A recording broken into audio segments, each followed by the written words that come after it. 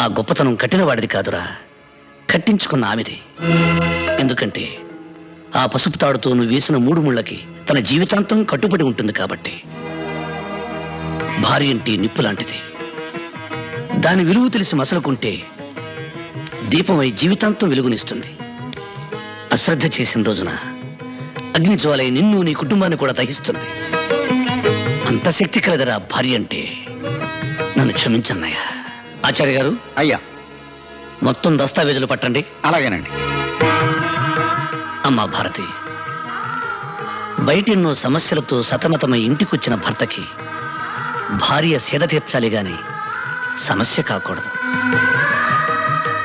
ఎండలో తిరిగొచ్చిన భర్తకు భార్య చల్లటి నీడవ్వాలి గాని వేడిసెగ కాకూడదు. అదేనమ్మా భార్య అంటే. ఆకలిలో అమ్మగా,